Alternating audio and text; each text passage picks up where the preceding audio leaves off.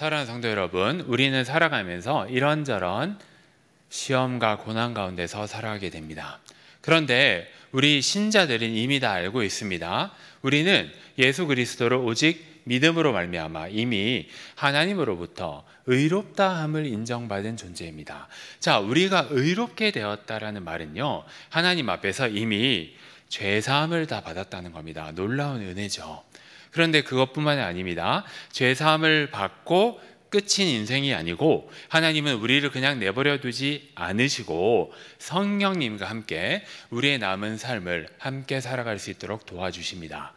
그러니까 우리는 예수 그리스도를 믿는 그 순간에 약속의 선물인 성령을 받아 성령님과 함께 힘있게 그분이 공급하시는 힘과 능력과 평안에 의지해서 살아가는 겁니다.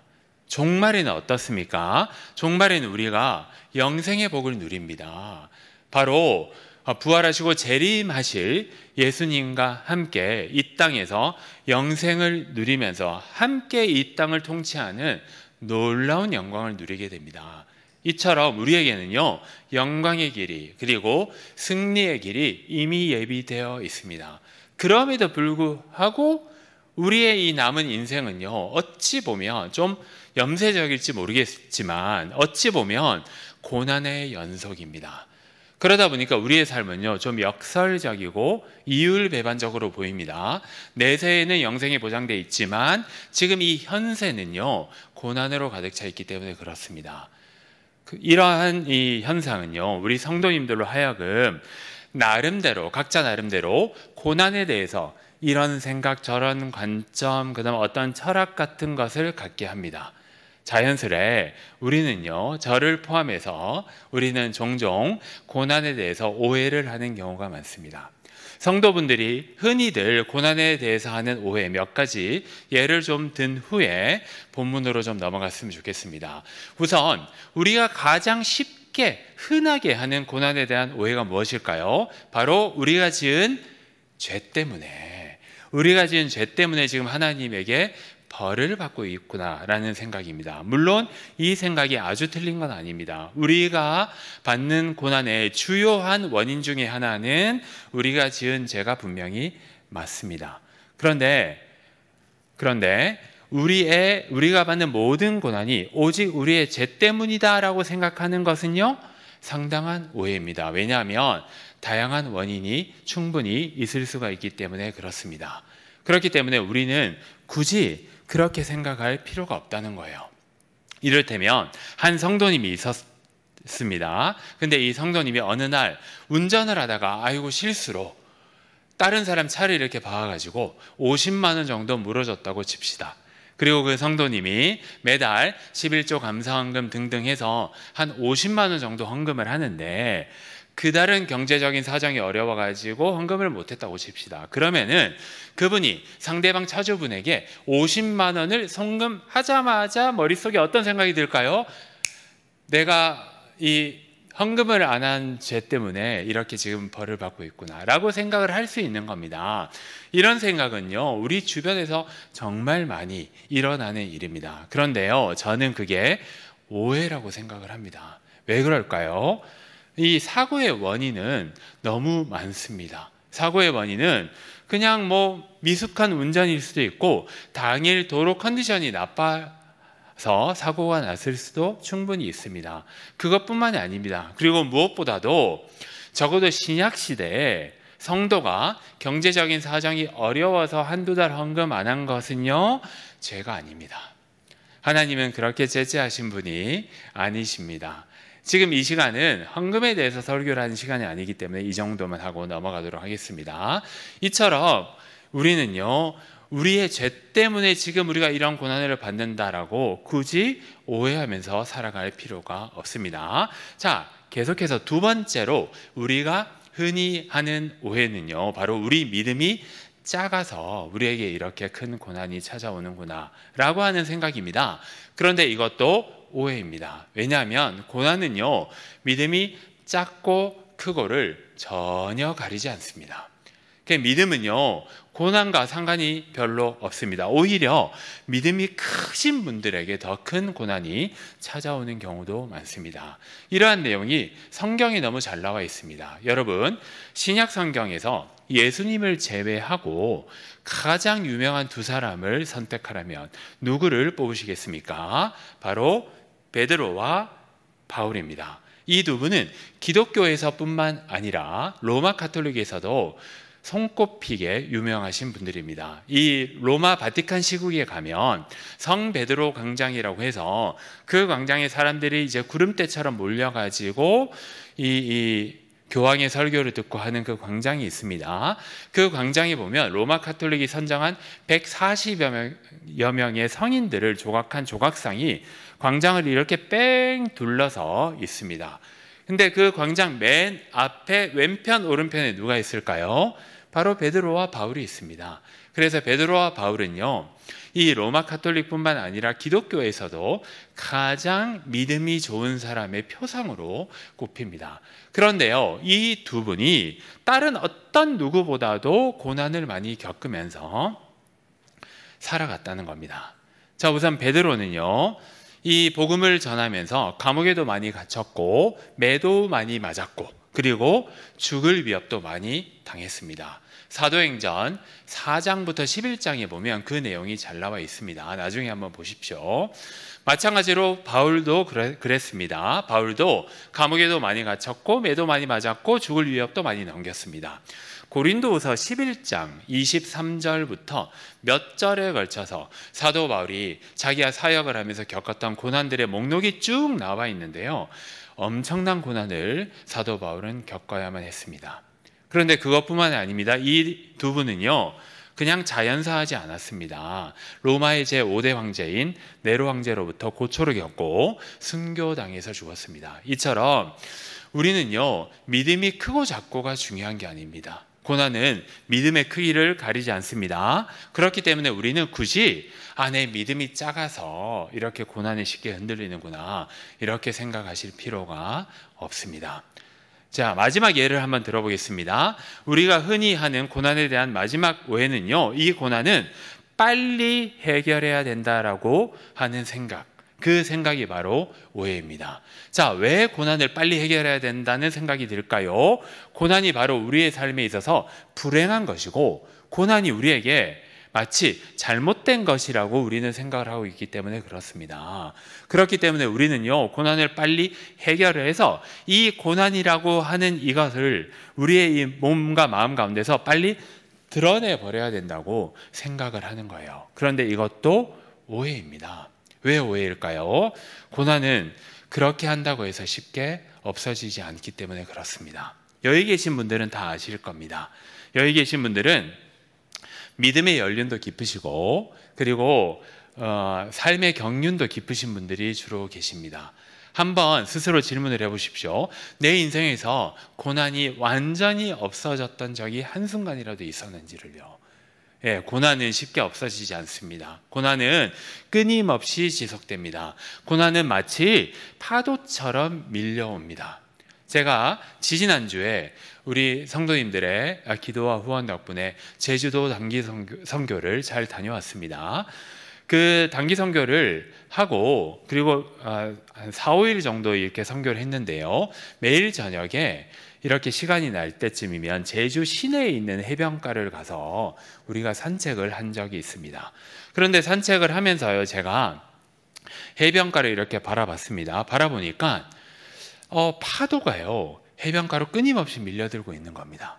그래서 그 모습을 보면서 우리 인생도 저러하겠구나라는 생각을 제가 참 많이 했습니다. 그것이 무엇입니까? 바로 파도처럼 우리 인생에도 고난이 끊임없이 밀려오겠구나라는 생각을 한 겁니다. 자, 물론 이 파도의 크기가 다 달랐습니다. 어떤 파도는 좀 키가 작았고 어떤 파도는 키가 컸습니다. 마찬가지로 어떤 고난은 우리가 좀 쉽게 해결할 수 있는 고난이 찾아왔는데 어떤 고난은요, 우리가 해결하기 어려운 고난이 찾아오기도 합니다. 중요한 것은 고난은 끊이지 않는다는 겁니다. 그래서 우리는 이 고난을 그냥 단순히 잘못된 것이라고 생각을 하고 고난을 내 마음 가운데서 빨리 없애버려야 해야겠다는 생각을 굳이 하실 필요가 없습니다. 사랑하는 성도 여러분, 따라서 오늘의 말씀을 통해서요, 우리가 고난에 대해서 바르게 이해를 하시면 좋겠습니다. 그리고 더 나아가서 오늘의 말씀을 통해서 그럼에도 불구하고 고난 가운데서 또 하나님을 믿는 믿음 안에서 이 모든 고난을 잘 이겨내시는 여러분들 되시기를 간절히 소망합니다. 자, 그렇다면 고난은 누가 우리에게 주시는 걸까요? 그리고 고난은 왜 우리에게 주시는 걸까요? 그리고 고난은 어떤 방식으로 우리에게 주실까요? 오늘은 이 세 가지 점을 두 가지 대지를 통해서 살펴보고자 합니다. 우선 첫 번째 대지 말씀인데요. 우리 첫 번째 대지를 한 목소리로 같이 읽어보겠습니다. 시작. 자, 누가 우리에게 고난을 주실까요? 바로 하나님이 주십니다. 그리고 하나님은 도대체 왜 우리에게 고난을 주실까요? 하나님은요, 우리에게 어떤 유익을 주기 위해서 고난을 주십니다. 그러니까 하나님은 우리가 믿음이 작아서 고난을 주시는 것도 아니고, 그리고 우리가 또 죄를 지어서 고난을 주시는 것도 아닙니다. 하나님은 우리에게 유익을 위해서, 그리고 우리가 더욱 잘 되게 하기 위해서 고난을 주십니다. 오늘 읽었던 본문 고린도전서 10장 13절의 일부와 히브리서 말씀을 우리 함께 뒤에 있는 화면을 보면서 같이 한번 읽어보도록 하겠습니다. 시작.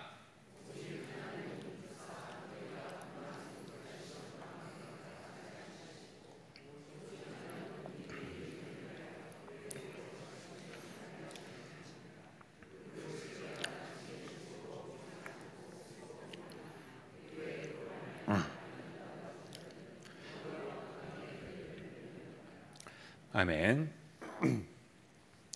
자, 우선 13절 처음 부분을 보십시오. 오직 하나님은 이라고 돼 있죠. 여기에 하나님이 주어의 역할을 하고 있습니다. 주어는 무엇인지 아시죠? 문장에서 머리가 된 역할을 하는 걸 주어라고 합니다.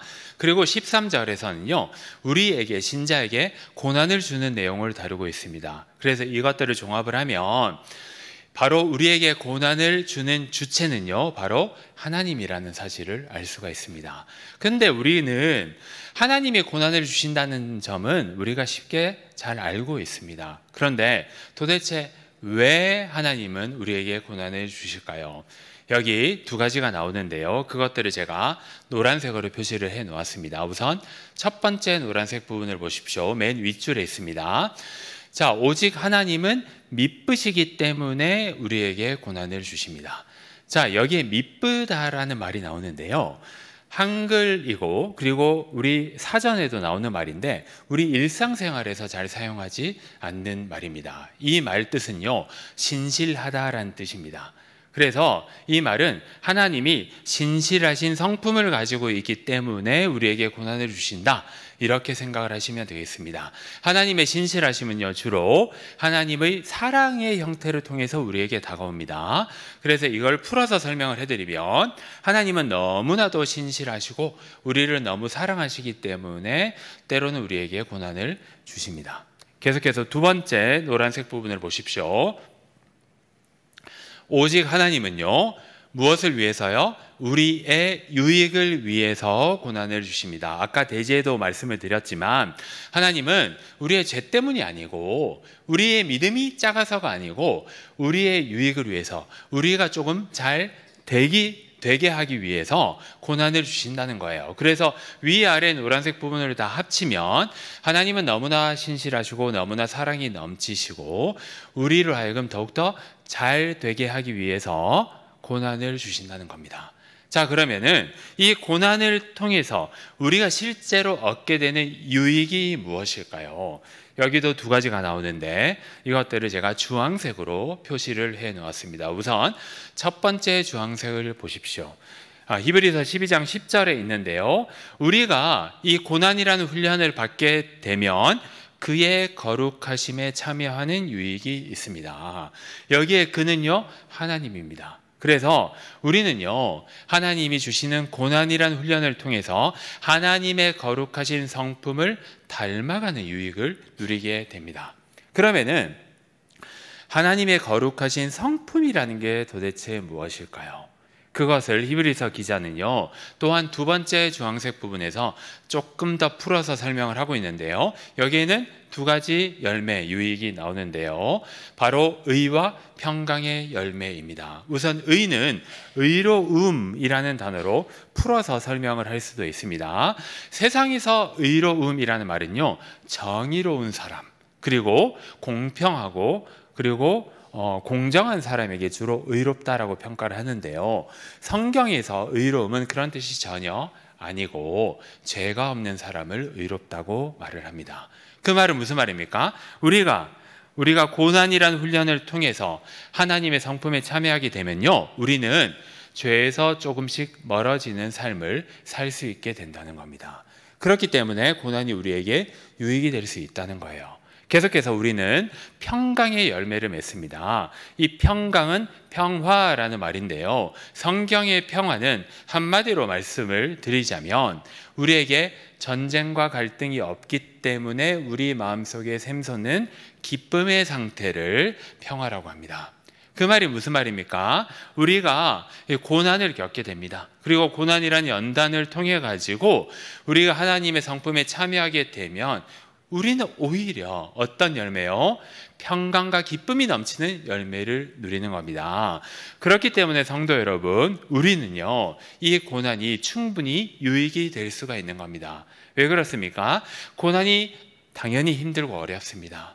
그리고 괴롭습니다. 그렇지만 이 고난이라는 훈련을 겪고 나면 우리에게는 죄에서 멀어지는 열매가 있고, 더 나아가서 평강과 기쁨이 넘치는 열매가 우리를 기다리고 있기 때문에 그렇습니다. 그렇기 때문에 우리는 고난을 그렇게까지 두려워할 필요가 없습니다. 사랑하는 성도 여러분, 첫 번째 대지를 정리해 보겠습니다. 자, 고난은요, 바로 하나님이 우리의 유익을 위해서 주시는 겁니다. 하나님은요, 우리에게 특별히 하나님의 성품에 참여하는 유익을 주시는데, 그 유익을 통해서 우리가 조금이라도 더 죄에서 멀어지도록, 그리고 조금이라도 더 고난 가운데서도 평강과 기쁨이 넘치도록 살 수 있도록 그렇게 인도해 주십니다. 따라서 고난 가운데서 고통을 당하시고 있는 성도님들이 계십니까? 힘내십시오. 그리고 무엇보다도 이 말씀을 통해서 이 고난 가운데서도 기쁨과 평강이 넘치는 삶을 사시기를 간절히 소망합니다. 아멘. 계속해서 우리 두 번째 대지 말씀 같이 읽어보겠습니다. 시작. 자, 하나님은요, 우리의 유익을 위해서 고난을 주신다고 제가 앞서서 말씀을 드렸습니다. 자, 그렇다면 하나님은 도대체 어떤 방식으로 우리에게 그 고난을 주실까요? 바로 하나님은 우리가 감당 가능할 만한 고난을 주신다는 그 방식으로 우리에게 고난을 주십니다. 그렇기 때문에 우리는요, 감당할 시험만 하나님으로부터 받기 때문에 우리는 고난을 충분히 이겨낼 수가 있는 겁니다. 아까 읽었던 오늘 말씀이죠. 고린도전서 10장 13절 전체를 우리 다시 한번 같이 읽어보겠습니다. 시작.